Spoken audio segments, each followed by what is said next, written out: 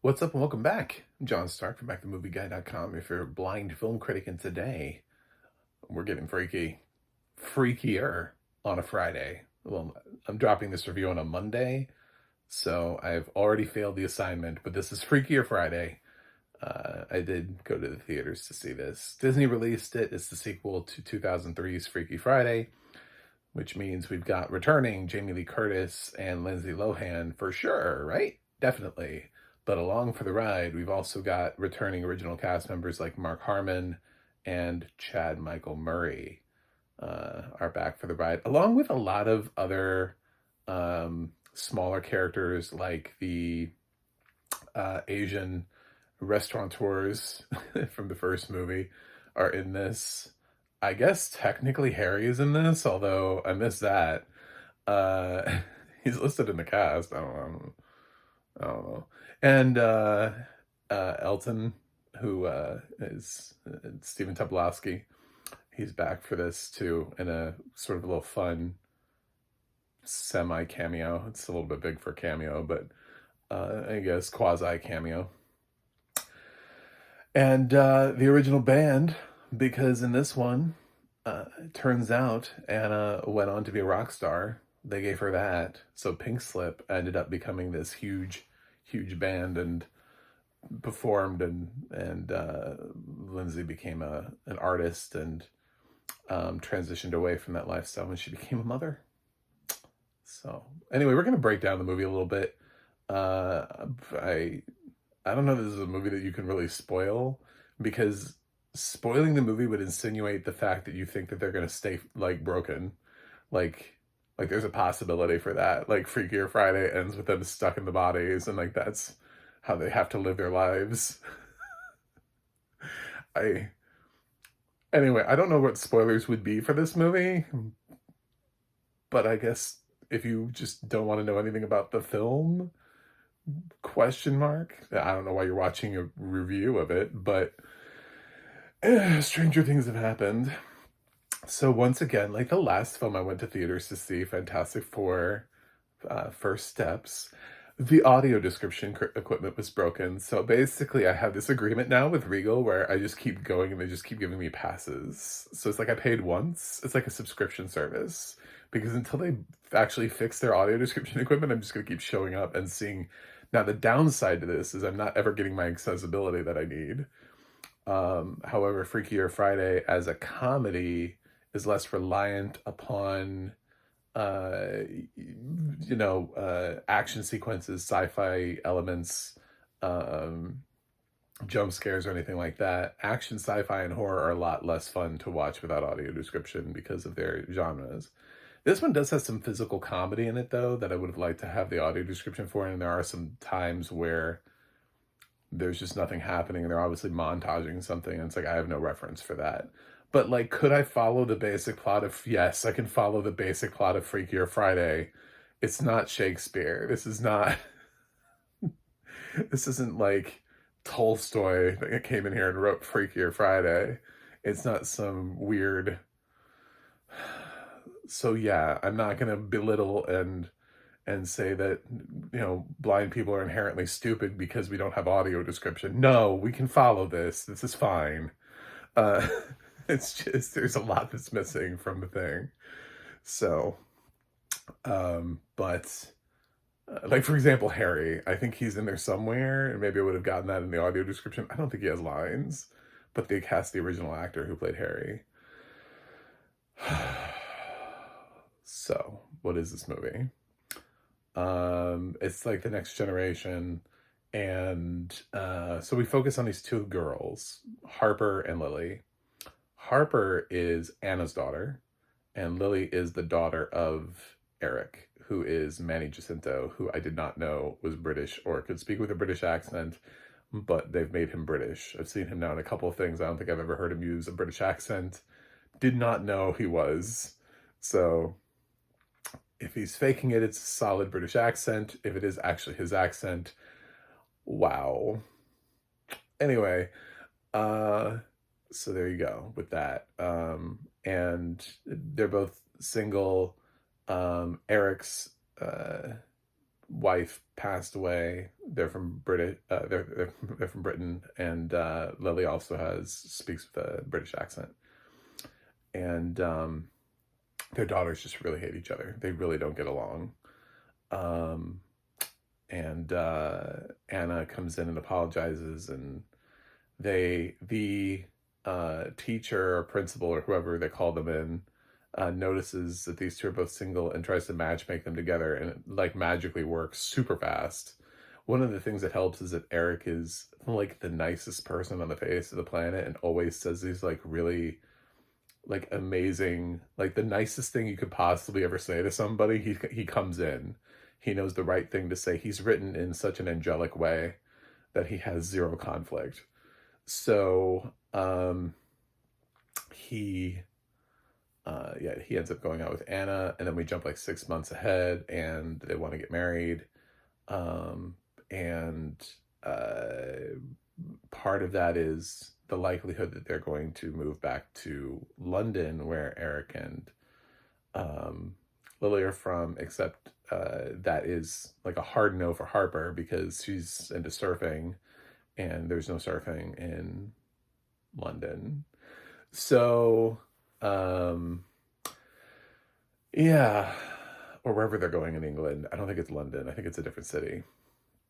Meanwhile, the family has been benefiting by the fact that Grandma's been around a lot. So that's how we get Jamie Lee Curtis in here, because she has Grams. Grams is what she goes by now. She hangs out around a lot and gives advice. She has a scene with Harper. She's like giving like low-key advice, non-official therapy. And I mean, they have great chemistry. Curtis and Lohan like are both back in like fine form. This is one of the legacy sequels that works because the people who were in it originally come back in feeling like refreshed. It's like they had a really great nap and now they're ready to go. And the film knows that and runs with it. I think it's weird that they don't talk about Harry very much, that she's like really into one daughter and her family and that family's future, but they didn't do a whole lot with Harry. That is weird to me. The lack of commitment to like other characters and other things, but yet the things that they do focus on are odd. Like, they're really odd. They have a lot that they have to bite off here. This is a nearly 2-hour movie because there's so much. So we have to rush the Eric relationship. I forget what even Jamie Lee Curtis is. She has like a world book tour or something that she's doing. She's still married to Mark Harmon's character from the first movie. But he doesn't have a ton of screen time. It's okay. Mark has an okay amount of screen time in this. And the young girls take up a lot of screen time. They are probably technically the leads. They're the ones that, when everybody goes in, they get their whole like freaky stuff happens because they see I use the term like palm reader like lightly because she's a multi-hyphenate. She just like will do whatever for money and gives them the reading, and it shifts all 4 of them around. And the reading was something like, change the hearts you know are wrong to find the place where you belong. I don't know. So the girls think that means that they have to break up their parents. But so they end up swapping, and when they end up swapping, Curtis swaps with Lily. So Grams and Lily swap, the little British girl, and then Anna swaps with her daughter Harper. So that's how they swap. So lots of great comedy coming out of Curtis in this. I loved all of her stuff. Because they had already mined a lot of those jokes in the first film. when Anna jumped in there, like, oh my God, I'm like the crypt keeper. And that was like 23 years ago when Jamie Lee Curtis was in her 40s. So now she's in her 60s. So they have to go with all these other things. So they have to make jokes about, like, waking up with arthritis, calcium pills, um, the stuff for dentures, all these other, like, even older. I'm like, she's only like 60 something, guys. Let's dial it back.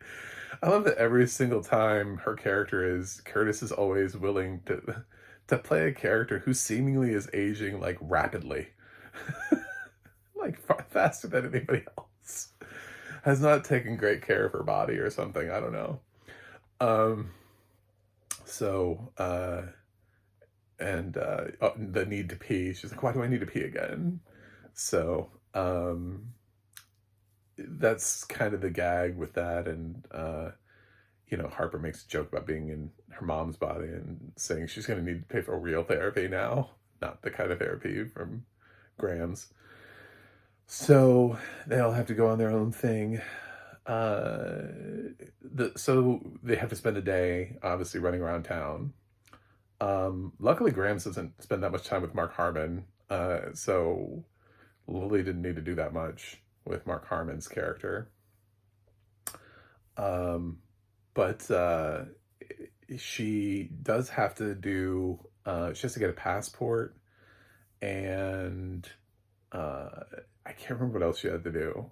That's basically it. She has to, like, go for a passport thing for her video. And then she reteams with Anna, Harper, and Anna's been given, like, a huge thing to do. There's this whole other character, Ella, that comes into the film. Anna's like a manager for a pop artist, and the pop artist has her own, like, drama that takes up a giant chunk of the movie. It's like she had a boyfriend who broke up with her. He wrote a song, and she's, crippled by the whole effect of it all. And she's supposed to perform a concert. She's like, I can't perform. Everybody knows the song's about me. So Harper, as her mom, has to try to convince this Ella to perform. That's like her whole shtick, which leads to a cool thing at the end that they do. I'll give you that. But man, that was a weird road to go down to get to the cool thing at the end, which could have just happened magically in a different way with less time, because there are like other things that they never talk about or explore, like Harry. It feels weird that Grams is so deeply invested in this one half of her family, and then she doesn't even bring up Harry. Like, she's never like, well, Harry's family. Well, at one point in the movie, I can't remember Mark Harmon's name. He's not in the movie that much. They ask, he has a thing, and he's like, I worry what will happen if you guys leave, because who will she have? I was like, I don't know, the other kid? Like, the entire other kid. She'll have the other half of her family. That's what she'll have. Jeez. Anyway, so, I don't know, man. So it's just like Harper. They never mention her dad, like, at all, ever. From what I could tell, it's never mentioned. She never mentions whether or not her dad is alive or dead, or she knows even who he is. And she seems totally cool with that. And Anna never apologizes for it, or is like, I'm sorry you haven't grown up with a father, or I'm sorry he died. They can't keep doing the dead parent thing. So with Harper, they just pretend like there wasn't one. Like, she just came into this world of her own accord. Just magically. Because it's a Disney movie, so they don't want to, although they did use the term assholes, which I thought was really weird. At one point I was like, oh, whoa, PG, well, okay. Or badasses. It was badasses. Sorry, it was badasses. I was like, oh, that's a PG movie. Okay, whatever.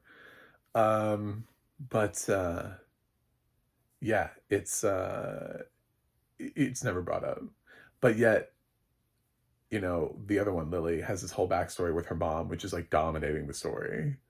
And it's like all this stuff, and Eric talks about it with her backstory. And like they could relate to it, they could talk about it at some point. But the only time it ever comes up is when they talk about it from like a first movie perspective, which is like, you know, when Anna's dad died and, you know, uh, Jamie Lee Curtis remarried in the first movie. I'm like, who is Harper's father? Where is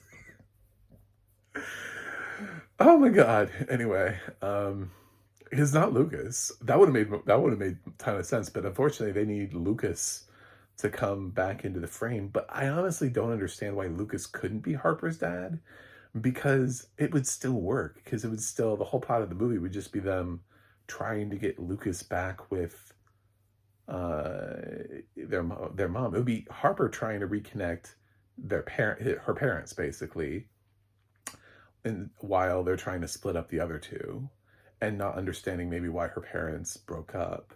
Instead, Lucas is brought back as like a potential spoiler for this marriage.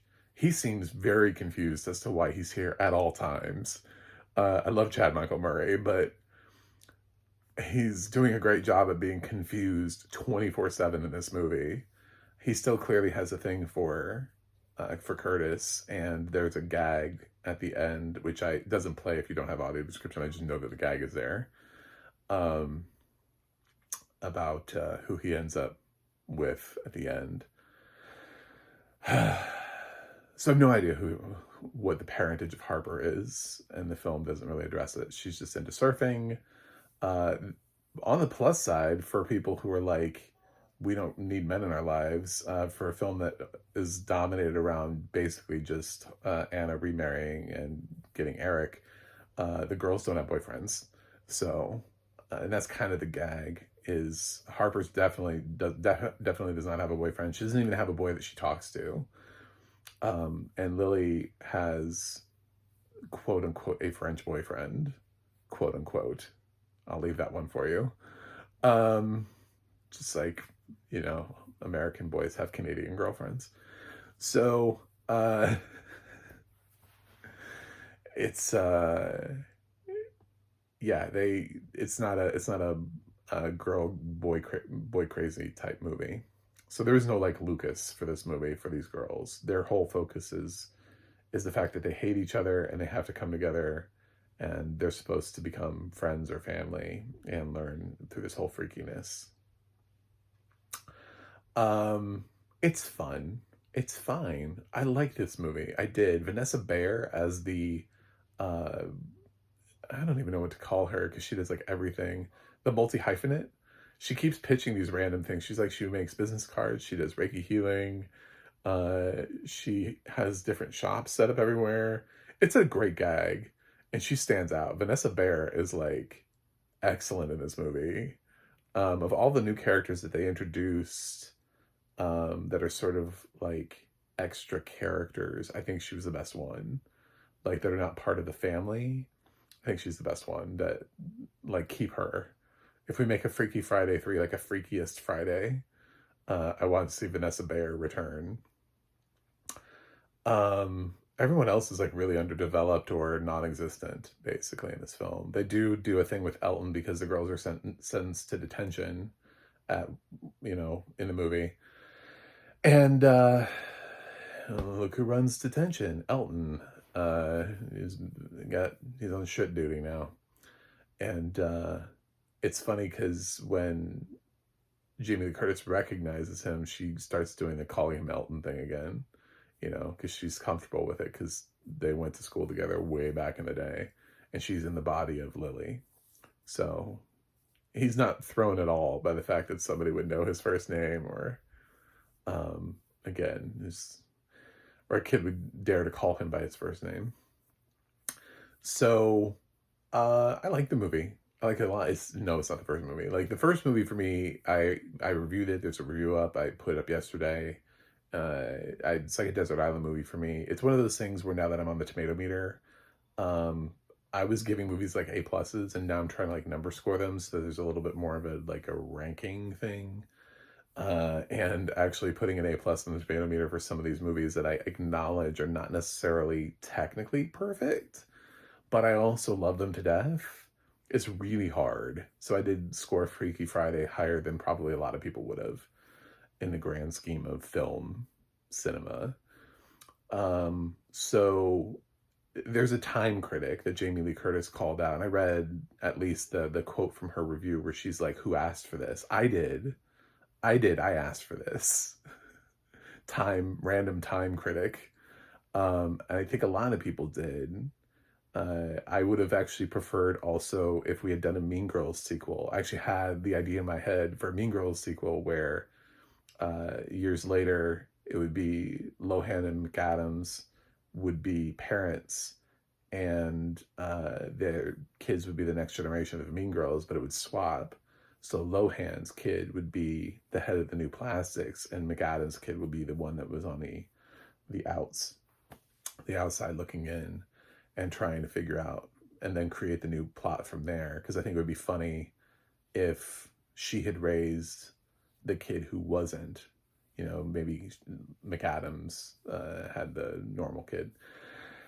And especially when Lohan started expressing an interest to return to Hollywood, it was like, okay, well, in order to do that, because Hollywood's not going to want to give her a chance, she needs to remind us why we liked her in the first place, which means we're getting a legacy sequel to either The Parent Trap, Freaky Friday, or Mean Girls.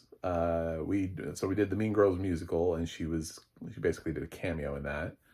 I don't think we're doing a Parent Trap 2, although we might. Freakier Friday is making a decent amount of money. They could figure out a way how to do a Parent Trap sequel. And it's just the actress who played her mom in that is dead, so it would just be Dennis Quaid returning for that. Natasha Richardson is rest in peace. And so yeah, I asked for Freaky Friday as a sequel, and I got it, and I liked it. There are some choices though that I think probably I would have made, like defining who Harper's father is. I probably would have made it Lucas, because that makes sense. And then they could have just reused the whole thing, and Lucas could have been in the film and actually had the stuff to do other than just, he's literally confused the whole time. The gags they have him do are so weird. He is so weird in this movie.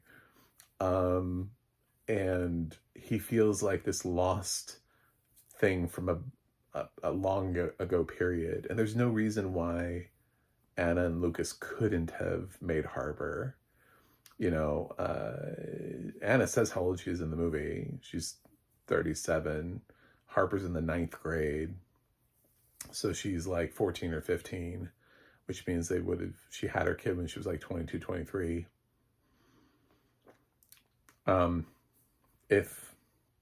If they had stayed together for even like 10 years, I mean, from when they met, that would be enough time to produce a baby. And then they realized that it was too hard or whatever, and they broke up. And now Harper shuffles between parents. That's a little bit more realistic than continuing to do the Disney thing where all parents are dead. It's so on brand for Disney because there's so many dead parents in Disney movies. But it's so weird the other way to just be like, where's Harper? I don't know. Who is it? I don't know. We're not going to talk about it. So, it's cute. I agree. I agree with Jamie when she's like, people like this. It's like, I liked it. I didn't even have audio description, and I thought parts of this were funny. And it's certified fresh. Like, most people like it. I don't understand the couple of people who are just like, oh my God, what the fuck is this? It's like, do you only watch like French New Wave? Is that like all you do? Movies like this are the reason why I wanted to do like film criticism way back in the day when I was a kid, because I was watching movies and critics were hating them, and I was like, who are you? Everyone I know likes this movie. And then we just getting bashed by critics.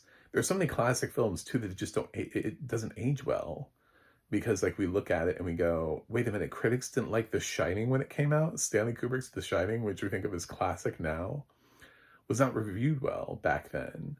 You know, Scarface, which is this like iconic movie for so many people. Brian De Palma got a Razzie nomination for that. So it's so weird. Critics are weird. We're a weird group of people, but I have no problem standing up for movies like Freakier Friday and saying, I like this. The goal of these movies are to entertain. Did it entertain me? It entertained me. It entertained me without audio description. So, is it as good as the original? No. It stumbles over itself a couple times. It does bring in Vanessa who is delightful. That is an absolute plus for the movie. But it seems to have a hard time managing 4 characters instead of 2. I would be scared for what Freakiest Friday is, because I don't think the film can manage more people. So I don't know what that film would look like, but now I'm not asking for it, because unless they're willing to do like what they did with the Santa Claus, where they bring it back as like a limited series, because they need more time. This was already crowded, and they weren't really able to flesh out what they needed to get from point A to point B. It feels truncated at times. It feels like, why aren't we mentioning this? Why are we talking about this? What's happening over here? Even Manny Jacinto feels like he has less time in this movie than Mark Harmon did in the first one. And then Mark Harmon is basically just like, I'm alive. I'm here. He has a couple of scenes, and Harry's gone. I mean, so they have a really hard time balancing the old characters. I'm going to give Freakier Friday.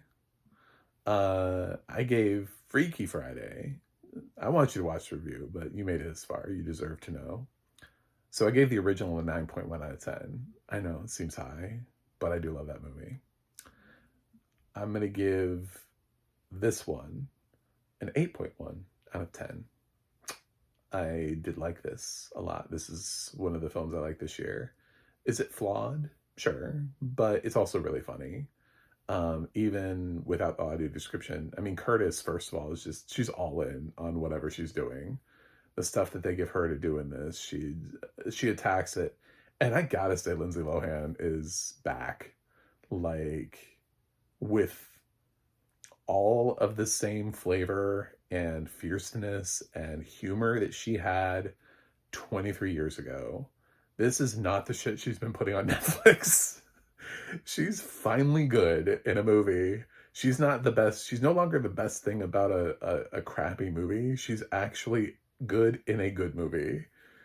And I wish her career a resurrection out of this. Hopefully they'll find her. Hopefully her Netflix deal will die and she can do theatrical releases. Or do more movies for Disney. I don't know. Something. But yeah, this works. So that's it. I didn't spoil too much. Didn't tell you how it ended. Although, again, this is, it's not directed by M. Night Shyamalan. So thanks for watching. Thanks for subscribing. And I'll see you guys on the other side.